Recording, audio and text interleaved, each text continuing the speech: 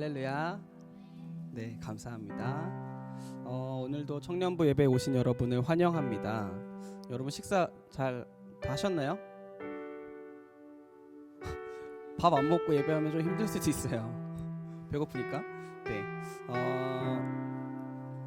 절대 강요는 아니지만 괜찮으시다면 그 자리에서 함께 일어나서 우리 예배하면 좋겠습니다.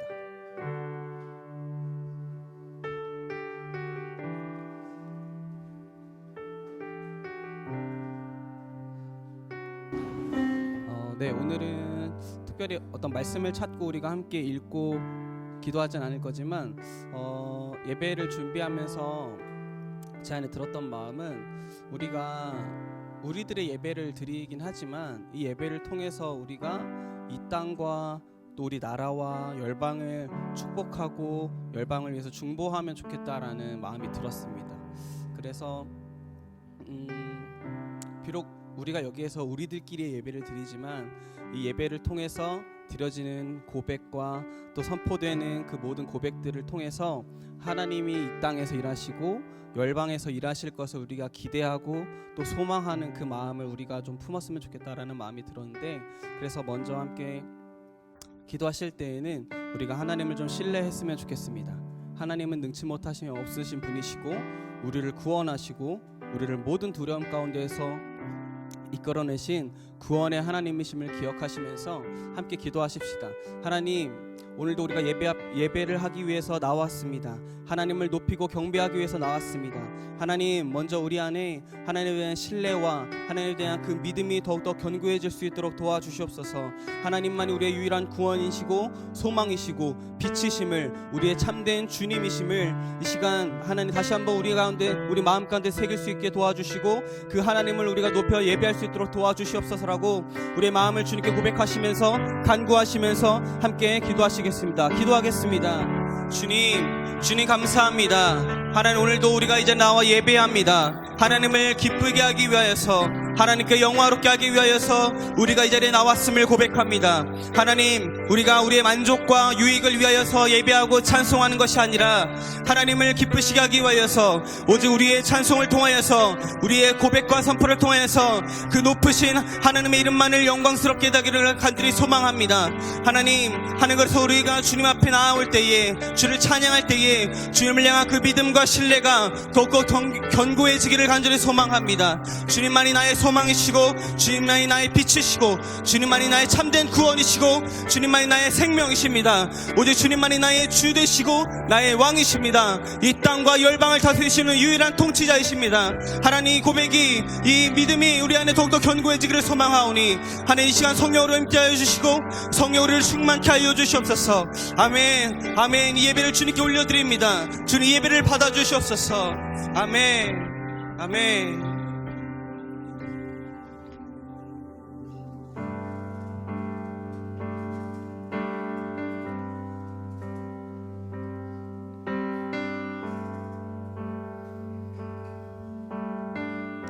보라,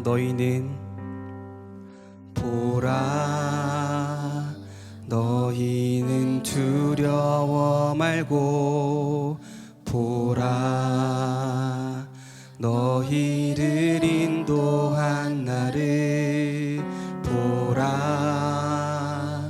너희는 지치지 말고, 보라, 너희를 구원한 나를, 너희를 치던 적은 어디 있느냐, 너희를 억누르던 원수는 어디 있느냐. 보라, 하나님 구원을, 보라, 하나님 능력을, 너희를 위해서 싸우시는 주의 손을 보라, 보라, 하나님 구원을 보라.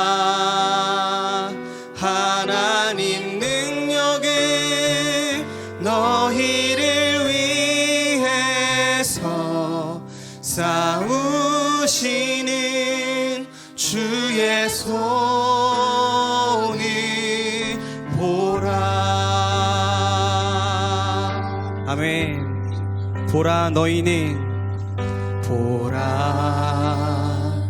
너희는 두려워 말고 보라 너희를 인도한 나를 보라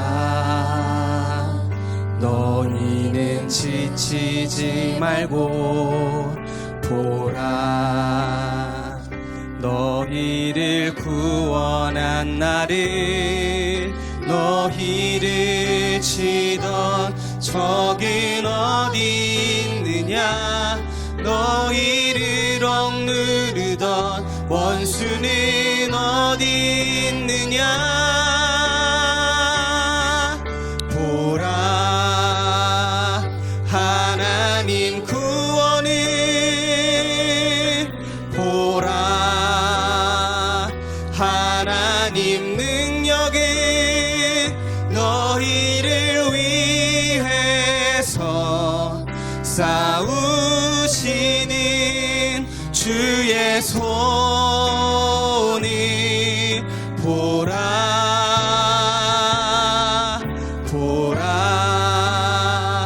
하나님 구원을 보라 하나님 능력을 너희를 위해서 싸우시는 주의 손을 보라. 우리 다시 한번 고백하십시다. 보라 너희는 두려워 말고 보라 너희는 두려워 말고 보라 너희를 인도한 나를 보라 너희는 지치지 말고 보라 너희를 구원한 나를 너희를 치던 적은 어디 있느냐 너희를 억누르던 원수는 어디 있느냐 보라 하나님 구원을 보라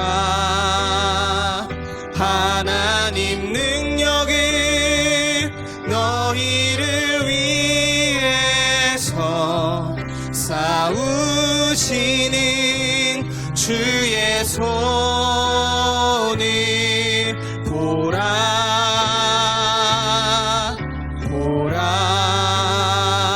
하나님 구원을 보라 하나님 능력을 너희를 위해서 싸우시는 주의 손을 보라 하나님 구원을 보라 하나님 구원을 보라 하나님 능력을 너희를 위해서 싸우시는 주의 손을 보라 아멘 보라 하나님 구원을 보라 하나님 능력을 너희를 위해서 싸우시는 주의 손을 보라 아멘 우리를 구원하시고 그 능력의 팔로 우리를 도우시고 이끄신 하나님께 모든 영광의 박수 올려드리십시다 아멘 아멘 주님만이 나의 도움이십니다 아멘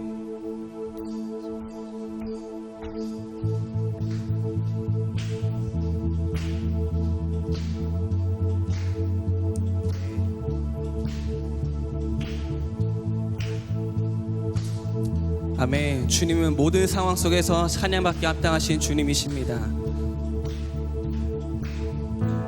주 이름 찬양 관기 부요한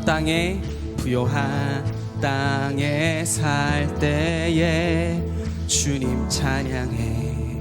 주 이름 찬양.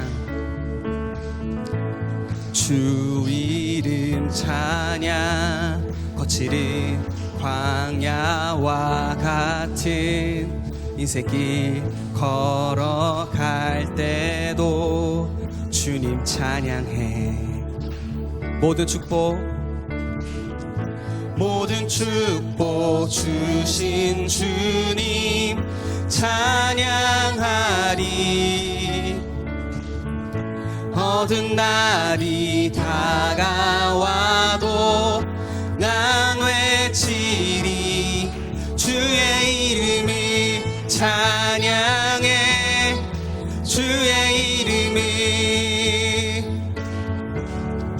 주의 이름을 찬양해. 영화로운 주 이름 찬양. 주 이름 찬양. 주 이름. 햇살이 나를 비추고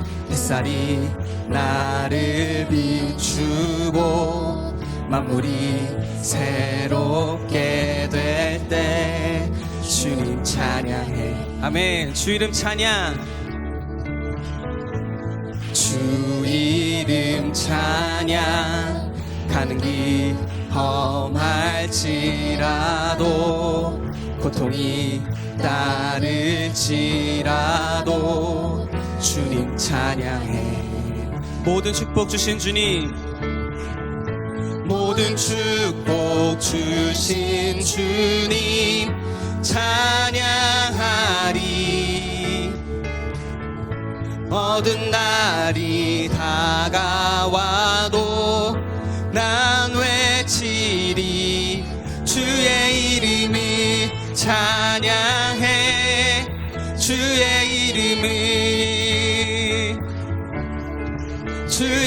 이름을 찬양해. 영화로운 주 이름. 주의 이름을 찬양해. 주의 이름을 찬양해.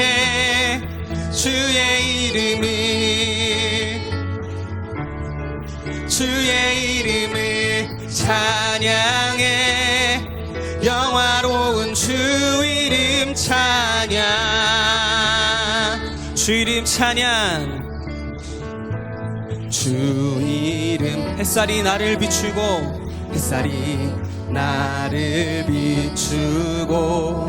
만물이 새롭게 될 때 주님 찬양해. 아멘. 주 이름 찬양. 가는 길 험할지라도 고통이 따를지라도 주님 찬양해. 모든 축복 주신 주님 찬양하리. 어두운 날이 다가와도 난 외치리. 주의 이름을 찬양해. 주의 이름을 찬양해. 영화로운 주 이름. 주의 이름을 찬양해. 주의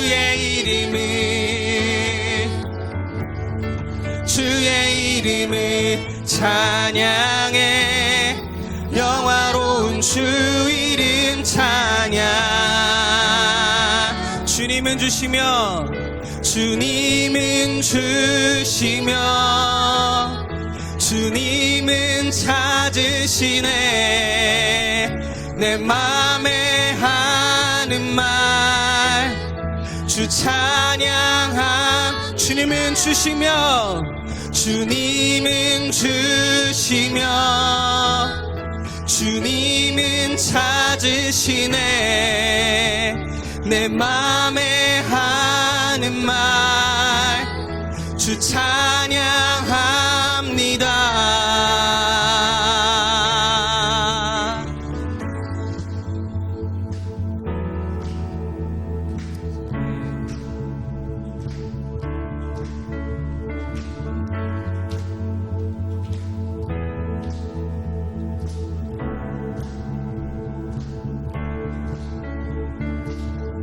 모든 축복 주신 주님 찬양하리.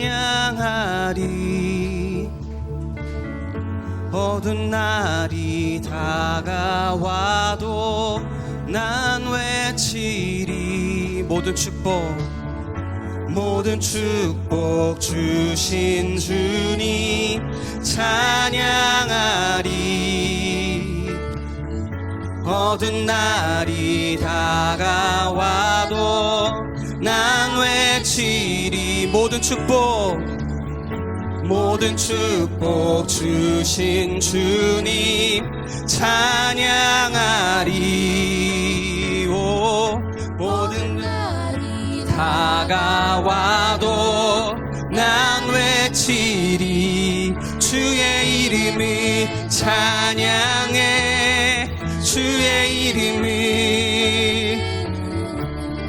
주의 이름을 찬양해. 영화로운 주 이름, 주의 이름을 찬양해. 주의 이름을 찬양해. 아멘. 주의 이름을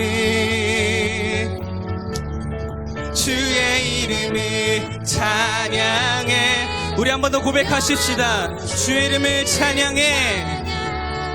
주의 이름을 찬양해. 주의 이름을 찬양해. 영화로운 주 이름 찬양. 우리 영화로우신 주님의 이름을 높여 찬양합니다. 우리 하나님께 영광 받아 올려드리십시다. 아멘. 주님 홀로 영광 받으시옵소서. 아멘.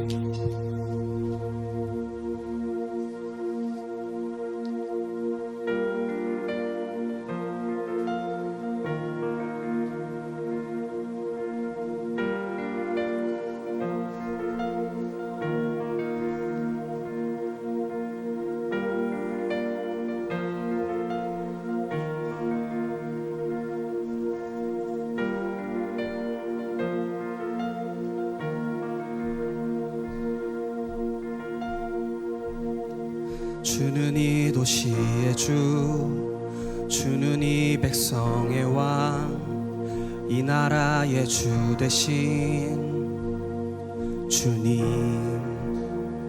주는 어둠 속의 빛, 절망 가운데 소망, 참된 평화 되시는 주님. 주와 같은 분 없네. 주와 같은 분 없네.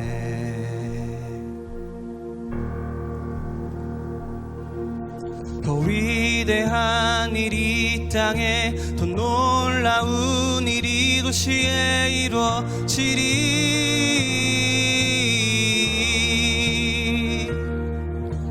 위대한 일이 이 땅에, 더 놀라운 일이 도시에 이루어지리.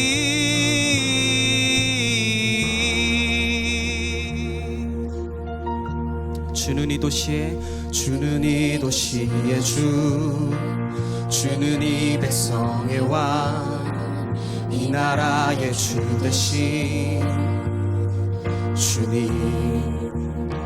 주는 어둠 속의 빛, 절망 가운데 소망, 참된 평화 되시는 주님.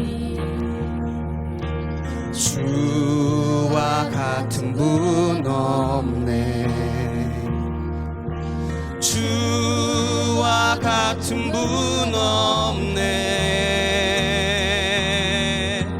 더 위대한 일, 더 위대한 일이 이 땅에, 더 놀라운 일이 도시에 이루어지리.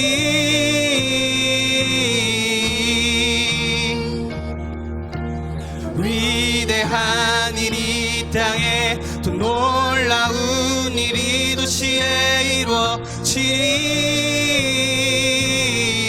더 위대한 일이 이 땅에, 더 위대한 일이 이 땅에, 더 놀라운 일이 도시에 이루어지리. 위대한 일, 위대한 일이 이 땅에, 더 놀라운 일 주행하시리. 아멘. 주님 이 땅 가운데 유일한 주님이십니다. 주님 이 땅 가운데 유일한 소망이시고 빛이십니다. 주님 이 땅 가운데 일하여 주시고 놀라운 일을 행하시고, 주여 이 나라와 열방 가운데 아버지의 놀라운 일들을 행하여 주시옵소서. 위대한 일을 행하여 주시옵소서. 아멘. 아멘. 주와 같은 분 없네. 주와 같은 분 없네. 주와 같은 분 없네.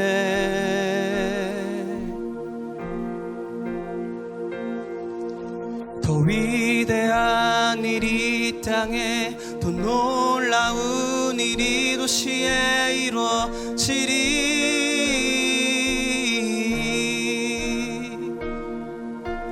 위대한 일이 이 땅에, 더 놀라운 일이 도시에 이루어지리.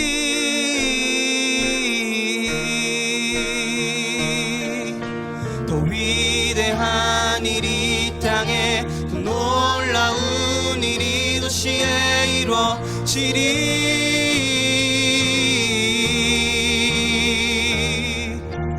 위대한 일이 이 땅에, 더 놀라운 일이 도시에 이루어지리.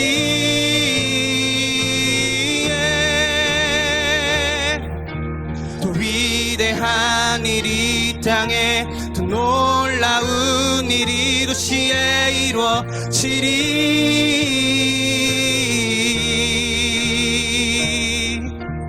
위대한 일이 이 땅에, 더 놀라운 일이 도시에 이루어지리.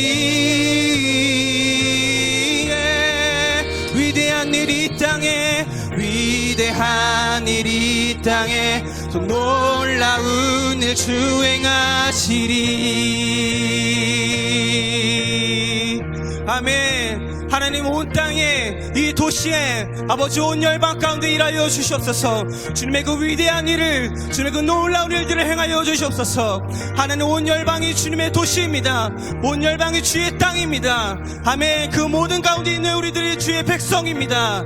아멘. 아멘. 아멘. 주님 일하여 주시옵소서.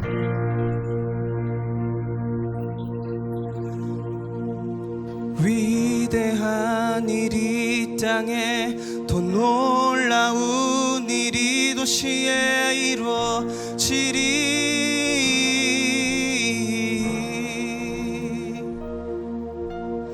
위대한 일이 이 땅에, 더 놀라운 일이 도시에 이루어지리.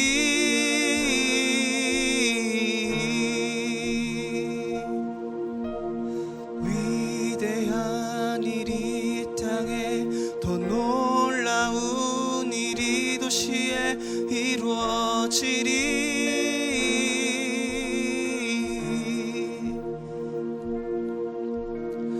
위대한 일이 이 땅에, 더 놀라운 일이 도시에 이루어지리.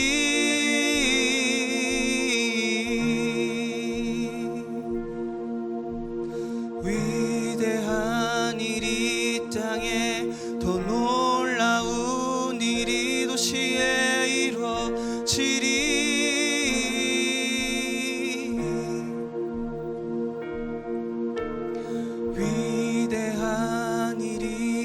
땅에 더 놀라운 일이 도시에 이루어지리.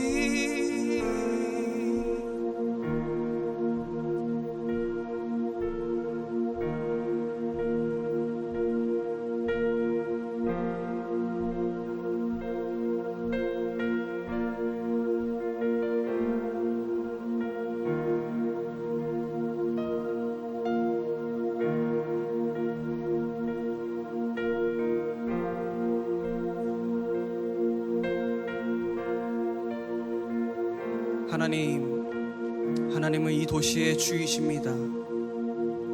열방 가운데 소망이시고 참된 평화를 주시는 주님이십니다.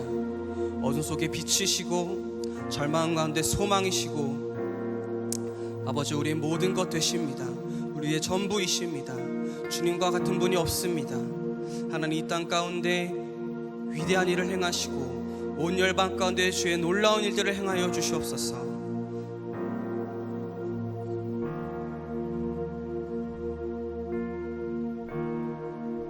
우리 함께 기도하실 때에 이 찬양의 가사를 기억하시면서 하나님의 주되심과 그 왕되심을 기억하시면서 이 땅에 또 온 열방에 또 그 각 지역에 있는 그 모든 그리스도인들에게 하나님 놀랍게 일하시도록 위대한 일을 행하시도록, 그래서 이 땅 가운데 주님의 영광이 드러나고 주님의 그 밝은 빛이 드러나고 하나님의 그 위엄과 하나님의 그 존귀가 온전히 드러나고 나타나질 수 있도록 하나님의 그 영광스러움이, 하나님의 그 아름다우심이, 하나님의 그 위대하심이, 하나님의 그 높으심이, 하나님의 그 전능하심이, 그 전지하심이, 하나님의 그 모든 성품과 그 능력들이 나타날 수 있도록 이 땅을 향하여서, 온 열방을 향하여서 우리 함께 주여 한번 외치시고 통성으로 기도하시겠습니다. 주여,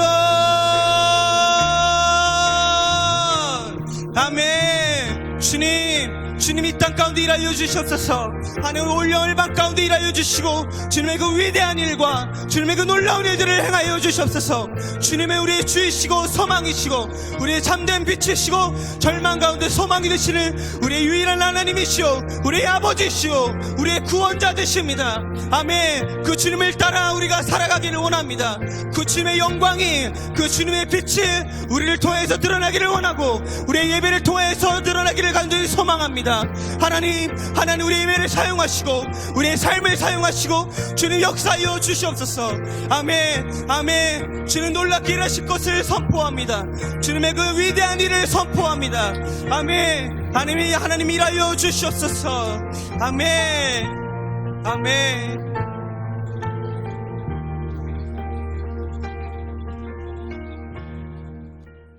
자, 오늘 함께 보실 하나님의 말씀은 요한복음 9장 1절로 7절까지 하나님의 말씀 함께 보시죠.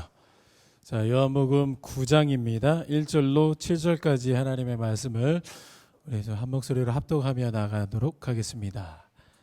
요한복음 9장 1절로 7절까지 하나님의 말씀입니다. 자, 우리 한 목소리로 크게 합독하시겠습니다. 준비 시작. 예수께서 길을 가실 때에 날 때부터 맹인된 사람을 보신지라. 제자들이 물어 이르되 라삐여, 이 사람이 맹인으로 난 것이 누구의 죄로 인함이니까? 자기니까 그의 부모니까?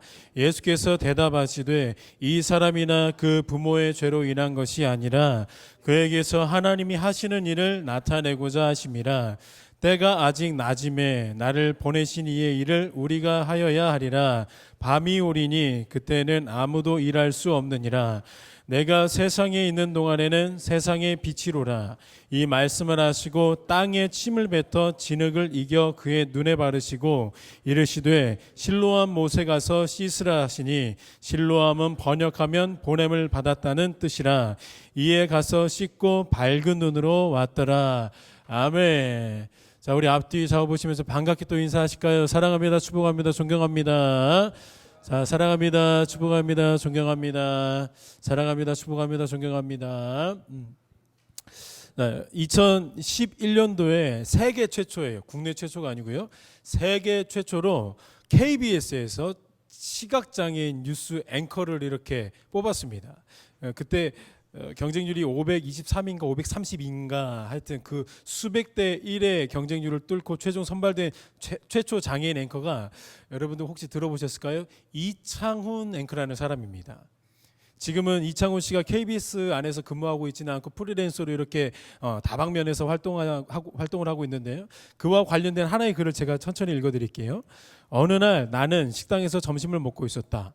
TV에서 나오는 뉴스를 보고 있었는데 특이한 점은 뉴스 앵커가 눈을 감고 뉴스 진행을 하고 있었다. 그 사람은 세계 최초의 시각장애인 뉴스 앵커인 이창훈 씨였다. 그가 맡게 된 뉴스는 바로 매일 정오 방송되는 이창훈의 생활 뉴스다.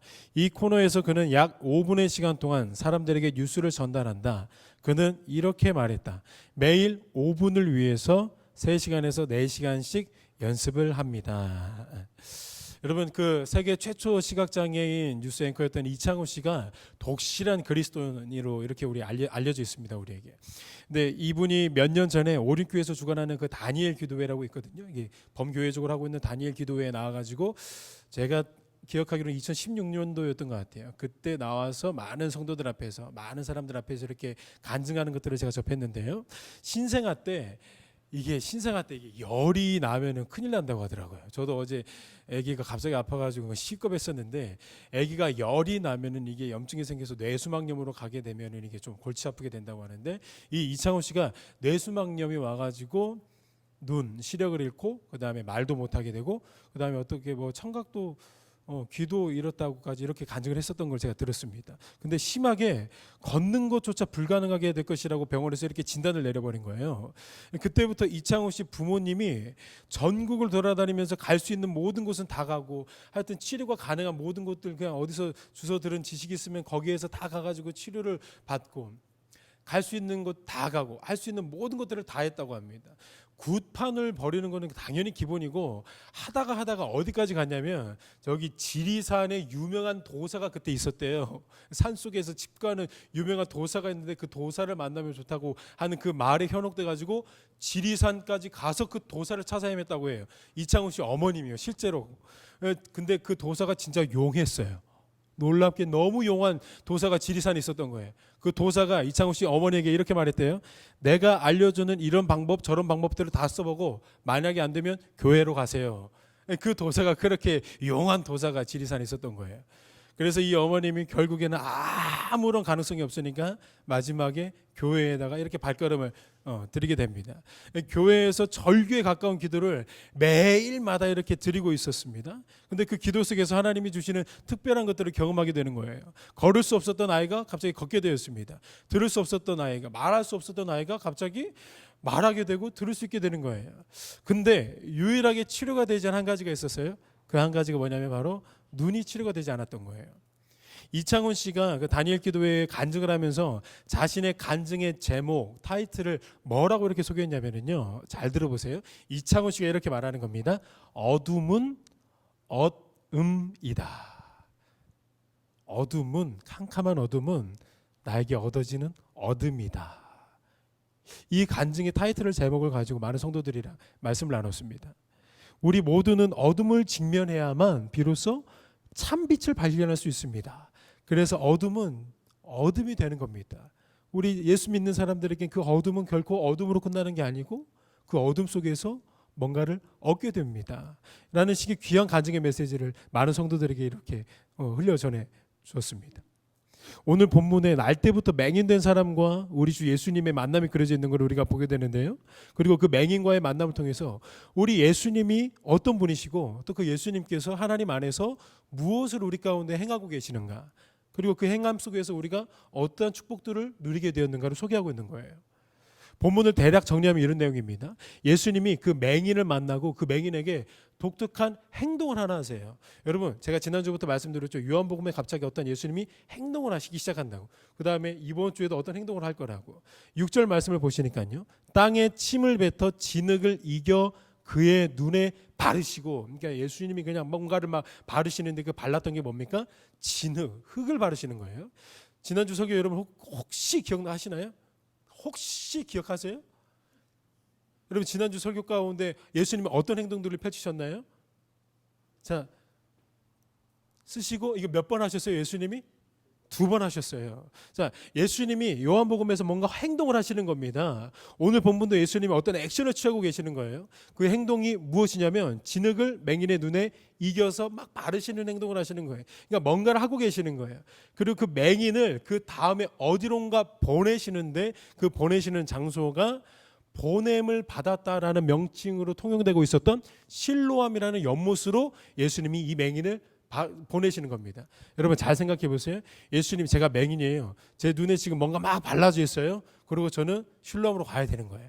실로암 가가지고 뭔가 딱 씻으니까 어떻게 됐습니까? 완전히 치유가 받은 거예요. 자, 여러분 한 가지는 꼭 기억에 담아두고 넘어가시죠.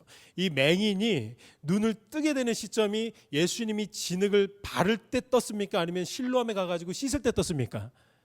실로암에 가서 씻을 때 떴습니다. 여러분 이거는 꼭 우리가 유념해 두고 본문으로 들어가 보시죠. 본문 1절 보시면 예수께서 길을 가실 때에 날 때부터 맹인된 사람을 보신지라. 자, 신학적으로 굉장히 논쟁을 불러일으켰던 부분이 하나 있습니다. 그 논쟁은 지금도 부지런히 논쟁을 불러일으키고 있는 부분이 하나 있는데, 과연 인간은, 그러니까 저와 여러분은 선악과를 아담이 하와가 따먹었을 때 전적으로 타락한 존재가 되었는지, 그러니까 전적으로 타락한 존재, 1에서 100이 있다면 100 다 타락한 존재인지, 아니면 조금 부분적으로는 선한 게 남아 있는지에 대한 논쟁이에요. 여러분 생각은 어떠세요? 전적으로 타락했다고 생각하세요? 아니면은 그래도 많이 타락했지만 99.9%는 타락했고 0.1% 조그만한 부분은 그래도 인간에게 아직 선한 부분이 남아 있다라고 여러분 여기세요? 이 둘 중에 여러분들의 의견, 여러분들의 지성의 생각은 어떤 부분에 조금 달콤함을 느끼고 계세요?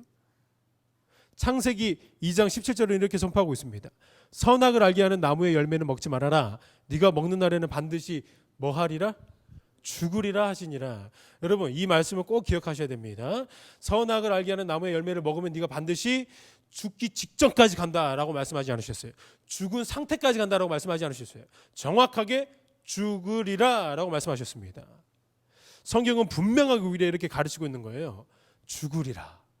죽은 상태에서 무엇이 가능할까요, 여러분? 죽은 상태에서 무엇이 가능해요? 어떤 사람의 열심과 공로가 일어날 수가 있을까요? 죽은 상태인데요.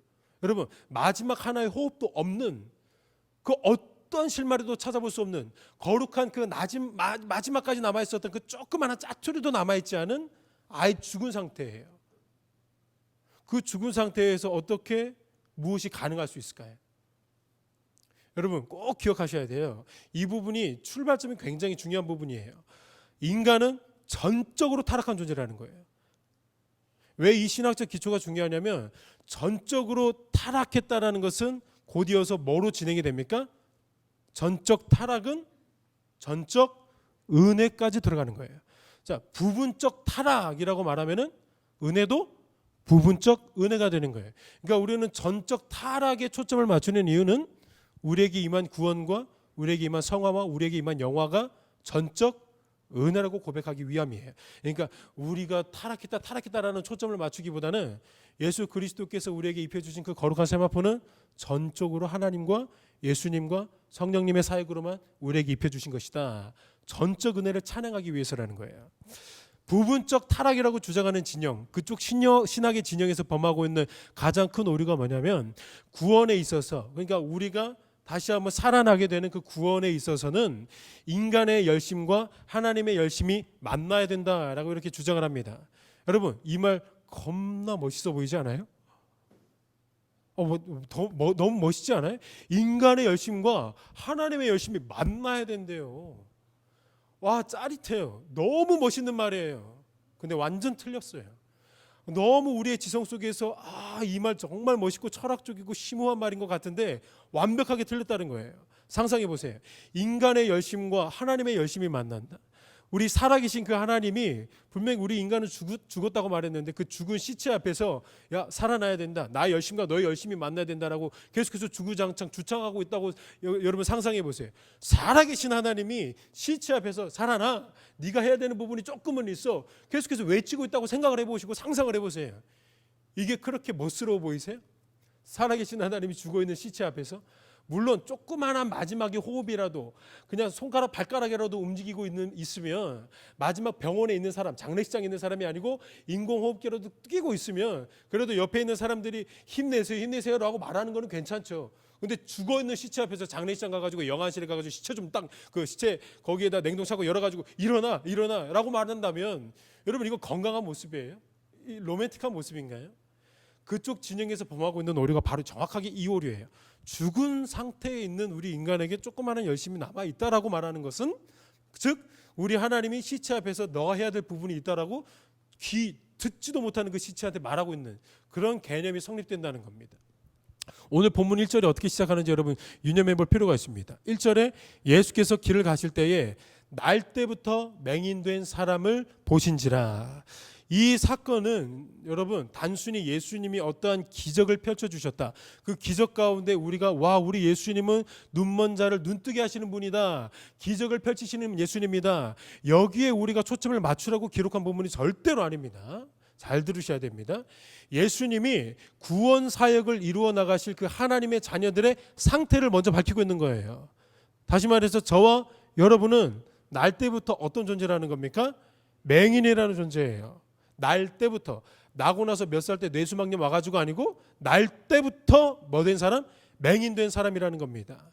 아무것도 볼 수 없는 전적으로 맹인된 사람. 전적으로 무능력한 상태가 바로 저와 여러분이에요. 그래서 로마서 3장 23절 이렇게 말하죠. 모든 사람이 죄를 범하였음에 하나님의 영광에 이르지 못하더니 모든 사람이 죄를 범하였다고 말하는 겁니다. 사도 바울 죄를 범했을까요? 범하지 않았을까요? 사도 바울 정확하게 죄를 범했습니다. 엘리야는요. 여러분 모세는요.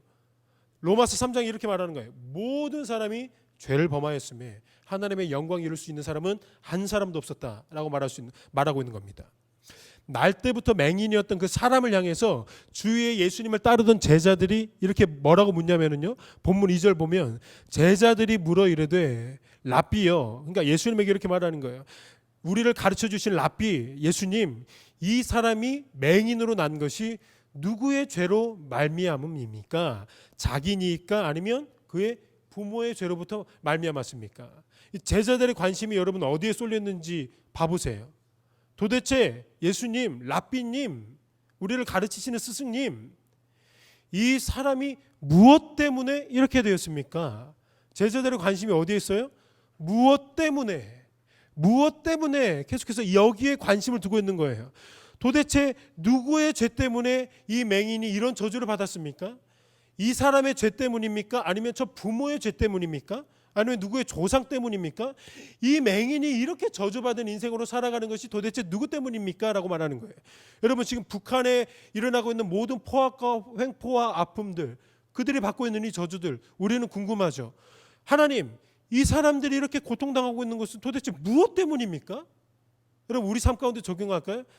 하나님, 내가 이렇게 생겨먹은 게 무엇 때문입니까? 하나님, 내 환경 가운데 이렇게 어려움이 펼쳐지고 내 삶 속에서도 이 어둠에 그늘진 것들, 이 터널들은 도대체 무엇 때문입니까? 우리는 계속해서 어디에 초점을 맞춰요? 무엇 때문에 라는 단어에 초점을 맞춰요. 저와 여러분이라고 아닐 것 같으세요? 여러분 우리는 계속해서 거기에 궁금한 거예요. 제자들을 통해서 우리의 모습을 투영하고 있는 겁니다. 우리의 관심은 늘 이런 곳에 관심이 있어요. 무엇 때문인가 알고 싶은 거예요. 엄청난 욕망에 사로잡히는 거예요. 물론 그게 나쁜 것은 아니라고 말할 수 있어요.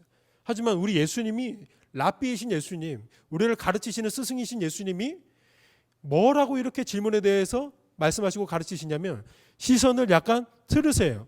우리는 예수님 무엇 때문에 라고 말하는데 예수님은 놀랍게도 무엇을 위해 라는 의미에 우리를 주목시키는 거예요. 본문 3절 후반부에 보시니까요. 하나님이 하시는 일을 나타내고자 하십니다. 다시 한번 우리가 반추해 봐야 돼요. 우리는 계속해서 무엇 때문에 이것을 밝혀내려고 우리의 지성에 안간힘을 쥐어짜내는데 예수님은 무엇을 위해서인가가 더 중요하다는 거예요. 여러분들은 어떤 쪽으로 또 많이 기울어 계시나요? 무엇 때문에를 밝히고자 많이 노력하세요? 아니면 무엇을 위해인가에 대해서 하나님과 기도하는 시간들을 많이 이렇게 소비하고 있으세요? 분당 우리 교회 이찬수 목사님이 계시는데요. 다들 아시죠? 그 이찬수 목사님의 아버님도 목사님이셨어요. 훌륭하게 목회를 하고 계셨는데 이 목사님이 어떻게 돌아가셨냐면 40일 금식기도 하시다가 돌아가셨어요.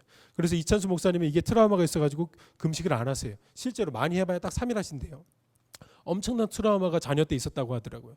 여러분 이게 말이 되나요? 40일 금식기도 하나님 앞에 성도들을 위하여서 예수님의 그 몸된 교회를 위하여서 끊임없이 40일 동안 금식기도를 하는데 그 금식기도 하다가 얼마 되지 않아가지고 세상을 떠났어요. 소천했어요.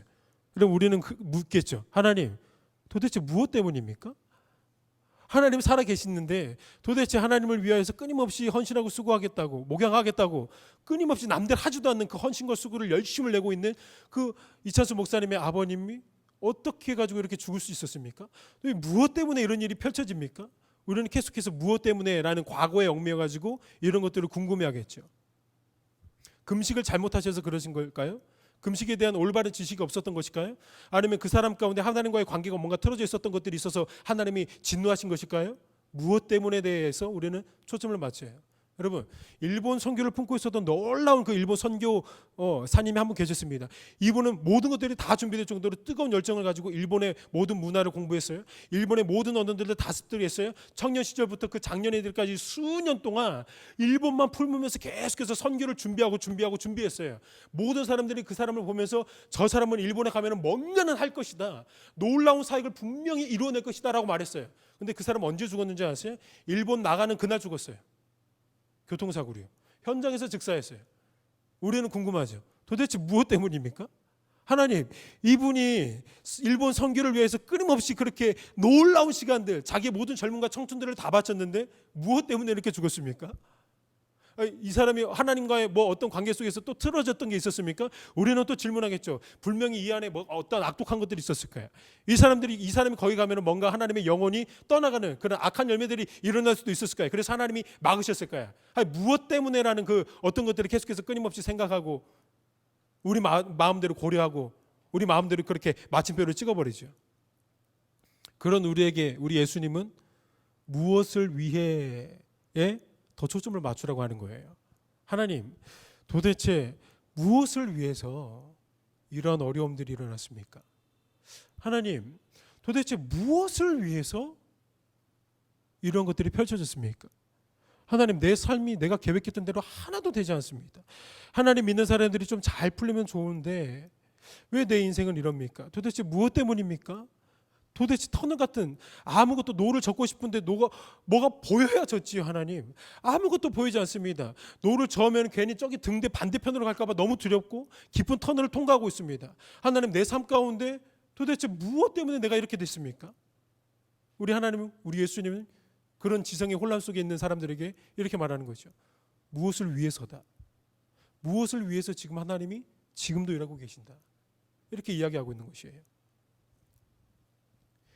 예수 그리스도 안에 있는 사람들은요, 과거에 얽매여 있는 사람들이 아닙니다. 하나님으로부터 나오는 놀라운 소망을 보고 그 소망을 우리의 비전으로 삼게 되는 사람들이라는 거예요. 결국엔 하나님이 뭔가 보이게 하시고 느끼게 하신다는 거예요. 본문 3절을 다시 한번 보시죠. 예수께서 대답하시되 이 사람이나 그 부모의 죄로 인한 것이 아니라 그에게서 하나님이 하시는 일을 나타내고자 하십니다. 쉽게 말해서요, 이제 지금 예수님이 이 맹인에게 뭔가를 행하실 것인데 그 일은 단순한 기적의 사건으로 신기함을 느끼게 해주기 위해서 존재하는 사건이 아니고요, 정확하게 그 그림 안에서 맹인되었던 저와 여러분을 향한 하나님 아버지의 구속의 일이 담겨져 있다는 것을 우리가 눈치채야 된다는 거예요. 어떤 일을 해나가시는지 우리가 한번 봐보시죠. 6절 말씀이에요. 이 말씀을 하시고 땅에 침을 뱉어 진흙을 이겨 그의 눈에 바르시고. 자, 예수님이 독특한 행동을 하고 있습니다. 자, 근데 이 행동 어디에서 본 행동 아닌가요? 이 행동 흙으로 뭔가를 만들고 있어요. 흙으로 뭔가를 만들고 있어요. 사복음서를 보시면 예수님은 끊임없이 많은 사람들을 치유하셨습니다. 죽은 자를 살리시기도 하셨어요. 병든 자들 끊임없이 치유하셨고, 심지어는 자신의 옷자락을 만졌던 혈루병 앓고 있었던 그 여자도 낫게 하셨어요. 그냥 말씀 하나면 다 됐어요. 야, 일어나라 하면 일어나 버렸어요. 여러분 문둥병 환자에게 네가 깨끗함을 받았느니라니까 그 문드러졌던 모든 살들이 다 하얗게 어린아이 피부같이 갑자기 온전케 됐어요. 여러분 이 놀라운 일들이 사복음서에 많이 펼쳐져 있는데 여러분 오늘 본문은 그런 예수님의 모습과는 사뭇 다른 모습이 있는 거예요. 예수님이 뭔가 행동을 하시는 거예요. 분명 예수님 말씀 하나면 다 됐는데 오늘은 말씀을 하지 않고 뭔가 행동을 하시는 거예요. 자, 그런데 오늘 그 예수님의 그 특별한 행동 안에서 우리가 무엇을 발견해야 되냐면 3절 말씀처럼 하나님이 하시는 일을 우리가 발견해야 된다는 거예요. 하나님이 지금 예수님 안에서 무엇을 하시는 것인가를 우리가 발견해야 된다는 거예요. 자, 진흙으로 뭔가를 만드시는 행동이 예수님 앞에 나왔던 행동입니다. 자, 이 행동 어디에서 등장했던 모습입니까? 1번 창세기, 2번 창세기, 3번 창세기, 4번 창세기. 어디에서 나온 행동이에요? 창세기에서 나온 행동이에요. 창세기 2장 7절에 여호와 하나님이 땅의 흙으로 사람을 지으시고, 자, 창세기에서 우리를 하나님이 뭐로 지으셨대요? 흙으로 사람을 지으셨대요. 오늘 본문 6절을 보시니까요, 진흙을 이겨 그의 눈에 바르셨대요. 막 와장창창 우리 예수님 바르셨어요. 자, 우리 예수님이 뭐 하고 계시는 것처럼 여러분 여기시나요? 자, 오늘 본문 제목을 여러분 함께 합독하시죠. 준비 시작. 예수님의 재창조. 자, 꼭 기억하시기를 바랍니다. 엄밀히 말해서 우리 예수님은 지금 개선, 고쳐주고 계시는 게 아니에요. 정확하게 다시 창조하시는 개념인 거예요. 창조적 개념이에요. 그래서 사도 바울이 고린도후서에서 5장 17절에 이런 유명한 말을 남겼죠. 그런즉 누구든지 그리스도 안에 있으면 새로운 피조물이라. 여러분, 고쳐진 피조물이라고 말하지 않았습니다. 개선되어지고 업데이트된, 리퍼된 그런 피조물이라고 말하지 않고 창조적 질서를 갖다 대는 거예요. 새로운 피조물이라. 그래서 요한복음이 말하고 있는 피조물은 뭐예요? 거듭남이에요. 사람이 어떻게 모태에 들어갔다 다시 나올 수가 있냐는 거예요. 불가능해요, 창조가. 근데 예수님 안에서 그게 가능하다고 말씀하시는 겁니다. 우리 예수님이 다시 한번 창조를 하고 계시는 거예요. 누구 안에서요? 하나님 안에서 예수님이 창조하고 계시는 거예요. 그러니까 우리 하나님이 우리를 창조를 하셨어요. 근데 이 창조한 인간이 다시 한번 문드러졌죠. 문둥병과도 같은 사람이 됐고 맹인이 되었습니다. 아무것도 볼 수 없었고 느낄 수 없었고 중풍병자였어요. 자기 힘으로 일어날 수 있는 힘이 아무것도 없었어요. 그래서 예수님이 치료했던 모든 사람들이 다 그런 사람들인 거예요. 문둥병 환자들이고 예수님은 중풍병자, 죽은 자, 맹인된 사람들을 고치셨던 거예요. 그 사람들만 특별한 케이스로 고쳐주셨던 게 아니고 그게 즉 저와 여러분의 존재론을 말하고 있는 거예요. 저와 여러분들의 역할이에요. 그게 저와 여러분들이 그런 상태라는 거예요. 그래서 예수님들이 그런 사람들을 계속해서 끊임없이 고치셨다는 겁니다.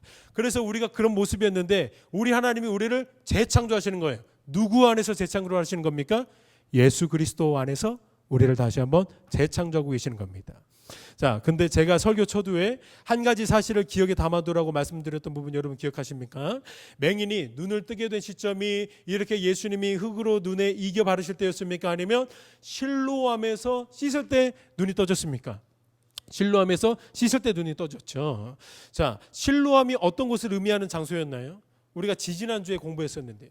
요한복음 7장에 실로암이 나오죠. 초막절 행사 기간 중에 실로암 연못에서 대제사장과 제사장들이 물을 기르는 의식을 했습니다. 그래서 성전으로 가가지고 제단 위에다가 부르고 물두멍을 채웠단 말이에요. 자, 바로 그때 예수님이 그 초막절날 실로암에서 물을 기르는 그때에 이런 말씀을 하셨던 거 기억하셔야 돼요.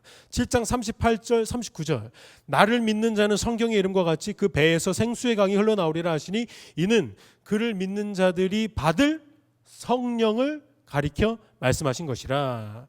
자, 실로암이랑 뭐가 연관이 되어 있는 거예요? 지금 성령과 연관이 되어 있는 거예요. 그래 그 실로암에 흐르고 있었던 그 물들, 그 실로암을 연상케 했던 것들은 모두 다 어디를 직접적으로 예표하는 거냐면 우리가 받을 성령을 예표했던 거예요. 여러분 정리해 볼게요. 예수님이 진흙을 이겨서 바르셨어요, 먼저.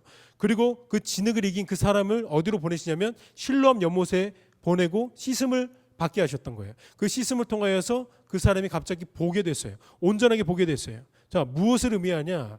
우리가 진흙을 이겨 바를 때 회복되는 것이 아니고 우리가 진흙을 이겨 바를 때 하나님의 형상으로 다시 한번 회복되는 것이 아니고 무엇을 받을 때 온전히 회복이 된다는 거예요. 그럼 무엇을 받을 때입니까?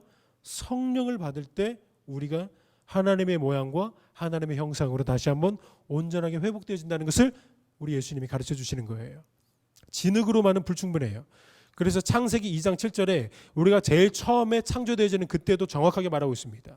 여호와 하나님이 땅의 흙으로 사람을 지으시고, 자, 사람을 지으셨대요. 바로 생명이 되니라 라고 말하지 않았어요? 생명은 살아있는 존재를 가리키는 단어인데요. 하나님이 흙으로 사람을 창조하시고 바로 생명이 됐다고 말하지 않고 그 다음에 이렇게 말하고 있어요. 사람을 지으시고 생기를 그 코에 불어넣으시니 사람이 생명이 되니라. 창세기 우리의 창조의 원형이 뭐였습니까? 흙으로 하나님이 우리를 지으시고 흙으로 지어진 그 육신 안에 하나님의 호흡을 넣으셨던 거예요. 인공호흡하는 것처럼 하나님 안에 있었던 그 호흡을 1대1로 마주하셔서 그 코에, 그 입에 하나님이 직접 자신의 숨결을 후 하고 불어넣으셨대요.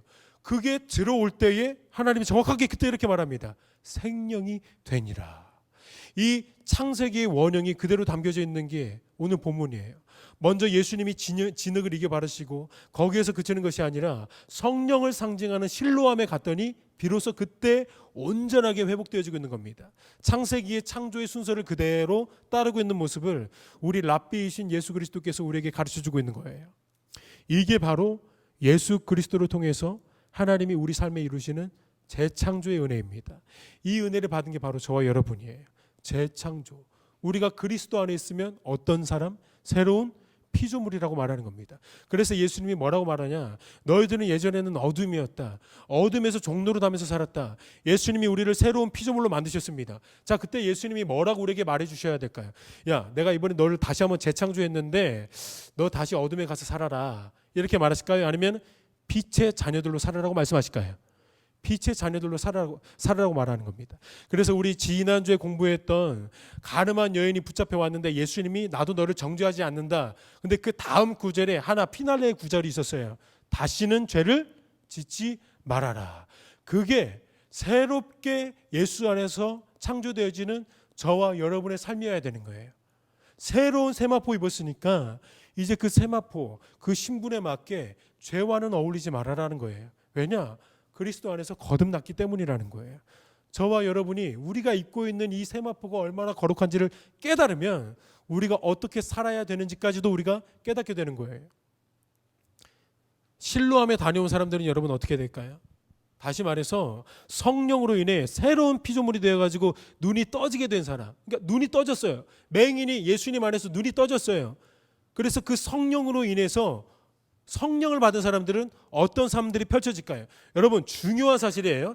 이 삶이 펼쳐지지 않으면 저는 만약에 이 삶이 수십 년 동안 펼쳐지지 않았다. 제가 제일 먼저 진단 내리는 게 뭐냐면 그 사람의 회심조차 저는 의심합니다.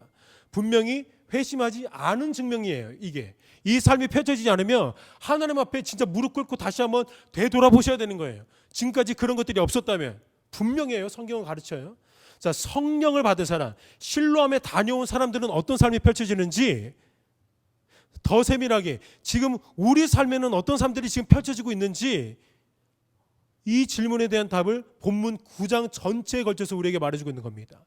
이 맹인이 분명히 실로암에 갔다 오고 나서부터 어떤 삶이 펼쳐지냐면 예수님에 대한 고백이 조금씩 변하게 되는 거예요. 11절에 이 맹인이 이렇게 말하는 거예요. 예수라는 사람이 나를 보게 해줬습니다. 약간 시큰둥하게 말해요. 아, 예수라는 사람이 나를 하여튼 보게 해주셨습니다. 그런데 17절에 가보니까요. 그 예수라는 사람은 내가 보기에 선지자 같습니다. 근데 33절 보니까 그 사람은 하나님께로부터 온 사람 같습니다. 라고 소개를 하는 거예요. 자, 그리고 38절 마지막에 예수님을 향해서 이렇게 고백하고 이렇게 행동하게 됩니다. 이게 결국이에요. 38절 이르되 주여 내가 믿나이다 하고 절하는지라. 이게 실로암에 다녀온 사람, 성령을 받은 사람, 거듭난 사람의 삶 가운데 펼쳐지는 역사예요. 만약에 이 역사가 자신은 구원받았다고 생각하는데도 불구하고 없다면 철저하게 회심부터 돌아봐야 되는 거예요. 조금씩 예수 그리스도를 알아가게 되고 그분이 선지자 같습니다. 그분은 하나님께로부터 온 사람 같습니다. 그분은 나의 주님이십니다. 그리고 마지막에 영접, 이 영접 행동의 적극성이라고 제가 말씀드렸죠. 어떤 행동이 나와요? 엎드려지는 거예요. 이게 나타나지 않는다. 저는 여러분들께 단호하게 말씀드릴 수 있어요. 회심을 다시 한번 돌아보십시오라고. 구원받지 않은 거일 수도 있습니다라고 말할 정도예요. 성령을 받은 사람은, 즉 예수 그리스도 안에서 새로운 피조물이 된 사람은 비록 처음에는 예수에 대해서 잘 알지 못하지만 결국에는 많은 환경들과 또 설교자들을 통하여서 하나님의 말씀을 통하여서 관계들을 통하여서 누구를 조금씩 알아가게 되냐? 예수 그리스도를 알아가게 되고 그 예수 그리스도 앞에 맨 마지막에 무릎을 꿇고 우리의 모든 왕관, 우리의 모든 면류관을 주님 앞에 내어드리게 되어 있습니다. 그래서 모든 예배의 마지막은, 그러니까 모든 예배의 가장 마지막은 송축으로 끝나요. 경배로 끝나요. 예배 가운데 경배와 찬양이 없을 수는 없다는 겁니다.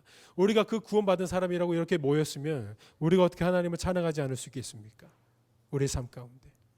사랑하는 여러분, 우리 안에 계시는 그 성령 하나님이 무엇을 이루어 가는가 우리가 늘 느낄 필요가 있어요. 나의 열심이 아니에요. 나의 구원의 노력이 아니에요. 오직 누구의 열심입니까? 하나님 아버지의 열심이고 우리 안에 내주하고 계시는 그 성령 하나님께서 예수를 알게 하고 새로운 피조물로 우리를 그렇게 다시 한번 창조하셨다는 거예요. 그래서 저는 여러분들에게 계속해서 말하고 싶어요. 항상 기뻐하고 항상 감사하고 항상 기도하는 것. 이게 우리의 모든 삶 가운데 예수 안에서 발견되어져야 되는 하나님의 놀라운 축복인 줄로 믿습니다. 자, 우리 시간 제가 기도하며 마무리하도록 하겠습니다. 아버지 되시는 하나님, 우리가 예수 그리스도인의 새로운 피조물로 만드시고 또 창조하심에 늘 경배와 찬양과 감사를 드립니다. 우리의 모든 죄악을 뒤집어 쓰셨고 또 우리의 모든 수치를 담당하셨음을 우리가 믿습니다. 그리고 우리에게 예수 그리스도의 그 거룩한 세마포를 입히셨사오니 우리가 매 순간마다 부르심에 합당한 삶을 살 수 있도록 우리의 신분과 위치에 걸맞는 삶을 살아낼 수 있도록 우리 가운데 내주하고 계시는 성령 하나님 우리를 더욱 붙들어 역사하여 주시옵소서. 예수 그리스도 이름으로 기도드립니다. 아멘.